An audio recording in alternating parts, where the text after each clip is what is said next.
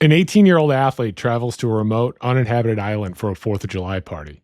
Hours later, the boat he came on leaves without him. 2 days later, he's found dead in the shallow water. Now all we have is an unreleased autopsy, missing cell phone data, and a viral internet witch hunt that's led to cease and desist letters and potential defamation lawsuits. What really happened to Nolan Wells on Horn Island? The question echoing across Mississippi is, how does an athletic, healthy teenager drown, and why did his friends leave him there to die? 10 miles south of the Mississippi coast is Horn Island, a strip of sand and pines stretching 12 miles across the horizon. The island's interior is hostile. It's dense with thorny brushes and dark inland lagoons with alligators and snakes. It's a place that people can't permanently live on. The island is accessible only by private boat. It has no roads, no electricity, and no actual infrastructure. On Saturday, July 4th, the shoreline had a sprawling armada of holiday boaters. Hundreds of private boats dropped anchor in the shallow waters along the island's northern edge. Music was thumping across the water, coolers were emptied, and the beach turned into a chaotic party.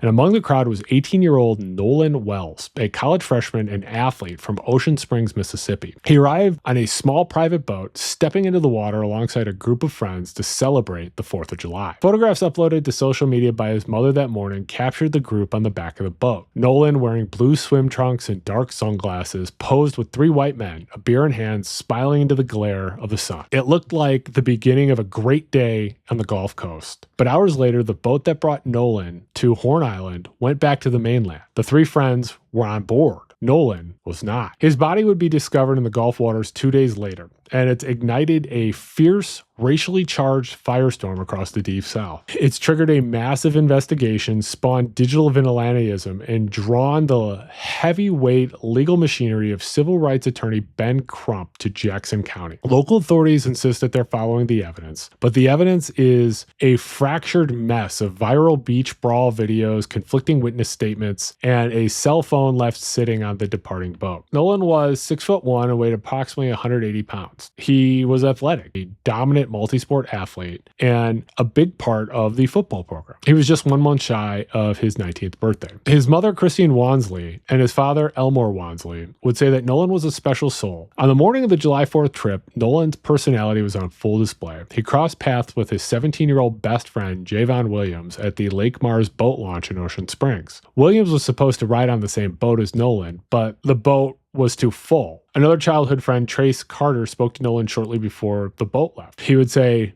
"Just hit me up when you get back and watch out for yourself." "I got you," Nolan would say. "I'll hit you up later." That text would never materialize. Instead, Nolan Wells went permanently dark in the middle of the Gulf of Mexico. The sequence of events on Horn Island is a maze of witness accounts and odd admissions from the young men who drove the boat that Nolan was on. The private boat carrying Nolan and his 3 friends arrived on the northern shore of Horn Island sometime in the late morning or early afternoon. The group anchored among the massive group of boats. For the first few hours, the day was normal, and photographs confirm Nolan was on the boat, shirtless, wearing his blue swim trunks and sunglasses. According to the Jackson County Sheriff's Department and data that was obtained by the United Cajun Army, the last verified sighting of Nolan happened approximately 3 p.m. on the northwestern tip of the island, and multiple witnesses saw Nolan separated from his immediate friend group, talking to a young woman on the beach. The young woman would later be identified by online sleuths as Katie. With the internet rushing to fill the void where there was no information, rumors quickly circulated that Katie might have been a girlfriend or romantic interest that maybe added a layer of conflict to the timeline. That was quickly debunked.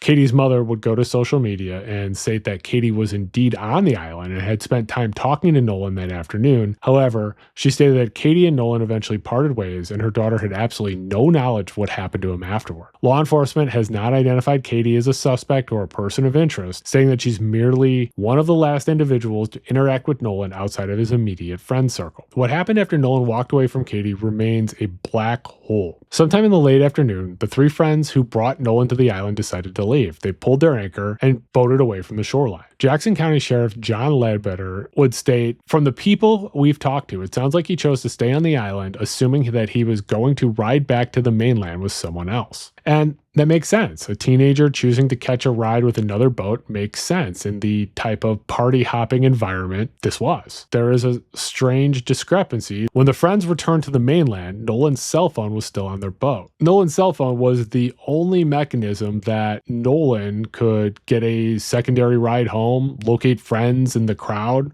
and call if there was an emergency. So the idea that Nolan chose to remain stranded on a barrier island surrounded by deep water without his phone defies logic. The friends and their families have issued statements about their involvement, asserting that they simply did not know where he went after they left, and claiming that they were the ones who ultimately notified the police. But by the time the sun would set over the Mississippi Sound, the boat was empty, the phone was silent, and the island had swallowed Nolan Wells. His absence would trigger alarms. Late Sunday night, Christine Wansley contacted the Jackson County Sheriff's Department and officially reported her son missing. The initial hours of a missing person case, especially in a marine environment, are a race against time, the tide, the current, and the temperature. By Sunday morning, July 5th, a massive search was activated across the Gulf Coast. A command post was established at the Lake Mars boat launch in Ocean Springs. The Jackson County Sheriff's Department coordinated an all-boots-on-the-ground, multi-agency response. Supplementing the official government searchers was the United Cajun Army. Incident Commander Josh Gill and Vice President Brian Trasher deployed a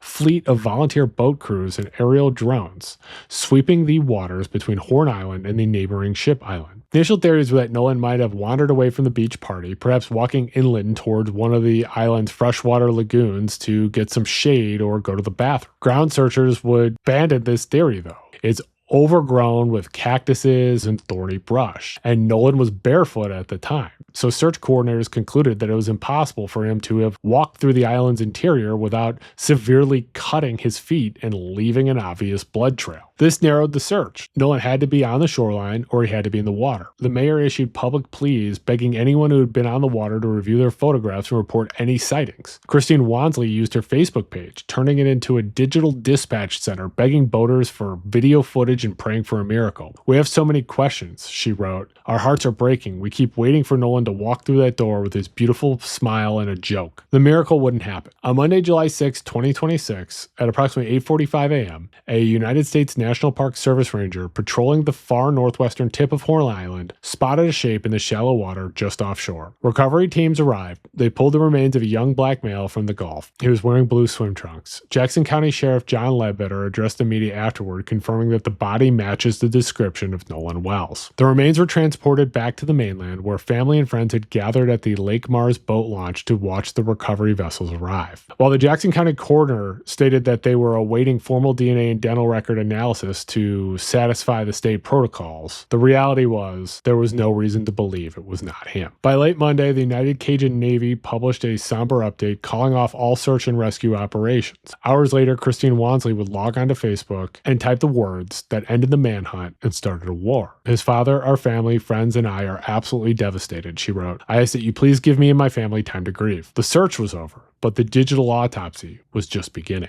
Law enforcement gave no details on the condition of the body, no cause of death, and no explanation for the actions of the three friends who left him on the island. And in this void rushed the volatile opinions of people on social media. They would be heavily fueled by the racial dynamics of the case. The optics are bad. An 18-year-old black teenager goes to an isolated island in the deep south with a group of white peers. The white teenagers return safely. The black teenager is found dead in the water 2 days later. The community is very aware of the historical precedents of racial violence in Mississippi, so the idea of an accidental drowning was viewed with suspicion. Simultaneously, a dark undercurrent of victim blaming began to emerge in online comment sections, with users questioning why Nolan would place himself in the vulnerable position as the only black person on the boat. Amateur internet sleuths went straight to vigilantism. On Reddit and Twitter, users analyzed the boat photographs posted by Christine Wansley and began furiously working to identify the three white friends. Some users would accuse the surviving teenagers of murder, citing the cell phone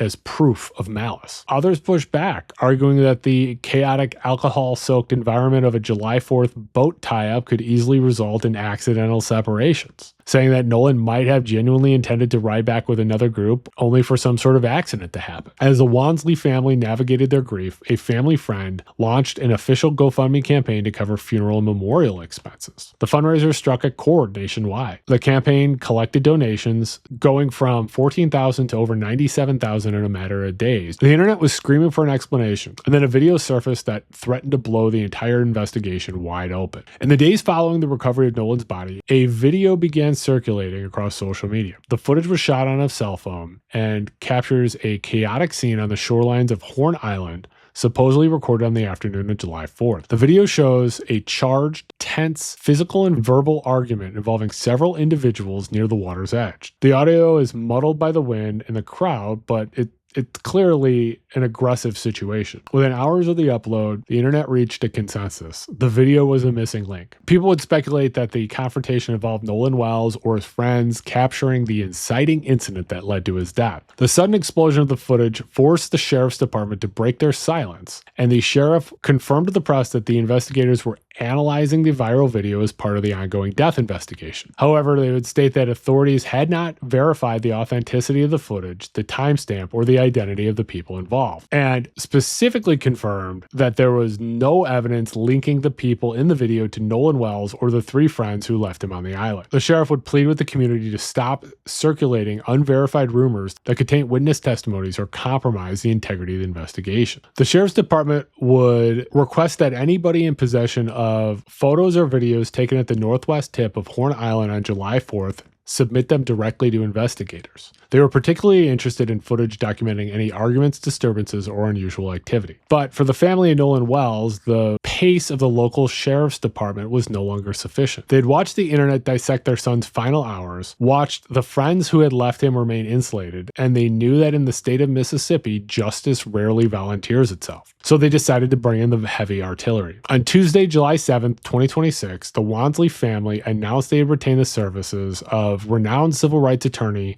Ben Crump. Retaining Crump was to prevent the Jackson County Sheriff's Department from closing the case as a routine drowning. Ben Crump is regarded as one of the most formidable civil rights attorneys in the country, having spearheaded legal battles for the families of George Floyd, Breonna Taylor, and Trayvon Martin. By joining the Nolan Wells investigation, Crump brought the heat of the national media to the case. The strategy was laid out in a press release. The family was demanding a thorough and transparent investigation into how Nolan died, refusing to accept the vague narrative provided by the surviving friends. Crump's legal team announced that they would not rely solely on local authorities. They stated that they would conduct a parallel, independent review of the circumstances surrounding the death, pledging to press the sheriff's department for the immediate release of all dispatch records, unedited witness statements, and the autopsy findings. The autopsy is the linchpin of the investigation. Nolan's body was transported to the Mississippi State Medical Examiner's Office Coast Lab for a post-mortem examination. Water recoveries are a problem for medical examiners. A body submerged in warm waters of the Gulf of Mexico is subject to rapid decomposition, predation from marine species, and the environment battering the body against sandbars and debris. The forensic pathologist must differentiate between injuries sustained before death and after death, like injuries that could be caused by the current dragging the body. The preliminary independent autopsy for 18-year-old Nolan Wells was released on July 22, 2026, and it concluded that his cause and manner of death were undetermined pending further investigation. The examination was conducted by forensic pathologist Dr. Roger Mitchell. The autopsy found no evidence of skull fractures, skin lacerations, or deep tissue bruising. The report noted a red discoloration in the soft tissue on the back of Wells's skull. Dr. Mitchell would label this finding inconclusive, though some medical professionals have suggested it aligns with temporary pressure marks caused by a head block that's routinely used in autopsies. Because the Mississippi State Medical Examiner's Office had already performed an initial autopsy, Wells's body arrived for the independent examination with some